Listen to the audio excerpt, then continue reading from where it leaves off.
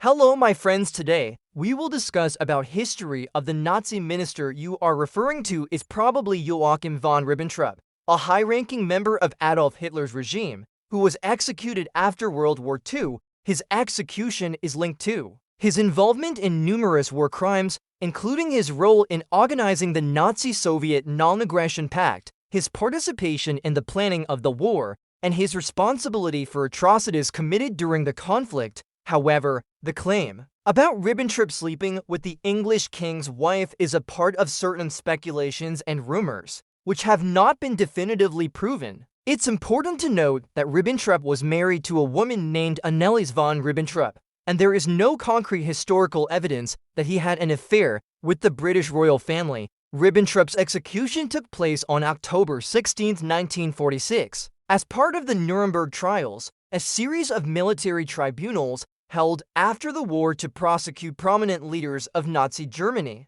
He was convicted of war crimes and crimes against humanity and was sentenced to death by hanging. His execution, along with several others, marked the end of the Nuremberg Trials' high-profile sentencing, which sought to bring Nazi officials to justice for their role in the atrocities committed during World War II. Joachim von Ribbentrop was one of Adolf Hitler's most trusted diplomats. Born in 1893 in Wesel, Germany, he rose through the ranks of Nazi leadership due to his close loyalty to Hitler and his diplomatic efforts that shaped early Nazi foreign policy. In 1936, Hitler appointed him as ambassador to the United Kingdom, where he attempted unsuccessfully to sway British public opinion toward Nazi Germany. By 1938, he became the Reich Minister of Foreign Affairs. One of Ribbentrop's most infamous achievements was orchestrating the Molotov-Ribbentrop Pact in 1939, a non-aggression agreement between Nazi Germany and the Soviet Union. This pact directly led to the joint invasion of Poland by both powers and the beginning of World War II. He also played a major role in convincing neutral and Axis-aligned countries to support or accept Hitler's ambitions in Europe. Ribbentrop was not only a policy architect of war, but also heavily complicit in the deportation of Jews and expansion of the Holocaust into Eastern European territories. He worked with SS leaders to push German influence into Hungary, Romania, and the Balkans, places where Jewish communities suffered mass executions, deportations, and forced labor. As for the alleged affair with Wallis Simpson, the American socialite, who married Edward VIII, later Duke of Windsor, it remains speculative. Wallis Simpson and Edward VIII were both known for their controversial political leanings and sympathies toward Nazi Germany. There were rumors of Ribbentrop sending her 17 carnations, supposedly one for each time they had slept together, and British intelligence kept records of suspected Nazi connections involving the former king and his wife. Still, most historians treat these stories with skepticism due to lack of solid proof. The affair theory may have originated from British political circles seeking to further disgrace the Duke and Duchess of Windsor during wartime. After Germany's defeat in 1945, Ribbentrop was arrested by Allied forces and stood trial during the Nuremberg Trials. His defense relied on the argument that he was simply following Hitler's orders and had no personal control over military decisions.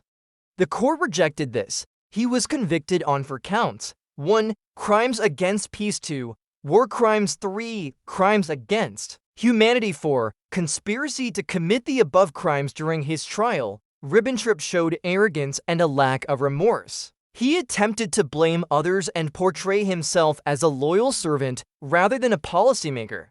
The tribunal found him guilty and sentenced him to death by hanging. On October 16, 1946, at Nuremberg prison, he was the first to be executed among the Nazi leaders. According to eyewitness accounts, his final words were, "God protect Germany. May I be able to do some atonement in my death for the people who have done wrong by me. I wish peace to the world." His body, along with others executed that night, was cremated and the ashes were scattered in the Iser River to prevent any grave or shrine from becoming a neo-Nazi symbol. Joachim von Ribbentrop's legacy remains one of betrayal, blind loyalty to Hitler, and deep complicity in Nazi atrocities. Despite whispers of scandal and royal entanglement, His actual historical impact lies in the destruction wrought by the foreign policies he helped create and defend. After Ribbentrop's execution, his legacy became one of infamy rather than political impact, though once powerful, feared, and seen by some in Hitler's inner circle as the Nazi aristocrat.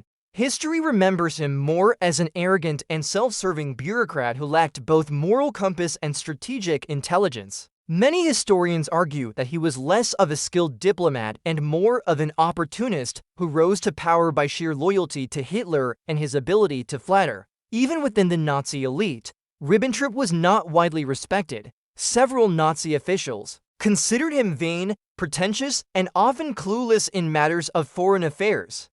Hitler kept him in office largely because Ribbentrop reinforced Hitler's own worldview rather than challenge it. He fed Hitler's fantasies about potential alliances with Britain and other Western powers long after those hopes were dead. Contributing to the regime's delusions of invincibility, Ribbentrop's role in the expansion of the war and in enabling mass atrocities is undeniable. He gave cover to the SS's plans across Europe and signed off on deportation orders for Jewish populations. In places like Hungary and Slovakia, he pressured local governments to cooperate with the final solution. He worked behind the scenes to block asylum or safe passage for Jews seeking to flee Europe, making him morally and legally responsible for countless deaths.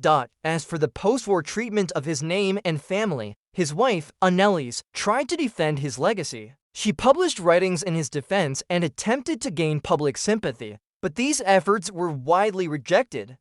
Their children, including their son Rudolf von Ribbentrop, lived under the long shadow of the Ribbentrop name. Rudolf served in the Waffen-SS during the war and later wrote memoirs attempting to humanize his father, but found limited success in reshaping public perception. In modern Germany, the name Ribbentrop is associated with betrayal, failure, and the dark machinery of the Third Reich. His story serves as a cautionary tale of how personal ambition, blind obedience, and detachment from morality can make an individual complicit in some of history's worst crimes. The scandal involving Wallis Simpson, while never definitively proven, still lingers in the shadows of royal history, adding a layer of gossip and suspicion to Ribbentrop's biography. If true, it would represent one of the most bizarre intersections between European royalty and Nazism, but in the end, it was his political crimes, not any whispered affairs, that led him to the gallows at Nuremberg. Ribbentrop's final moments were marked by fear and denial. When led to the execution chamber, he reportedly appeared nervous, but tried to maintain composure. His last statement invoking peace, that asking God to protect Germany, stood in stark contrast to the devastation his decisions had unleashed. Across Europe, his death closed the chapter on one of the most controversial and destructive diplomats of the 20th century.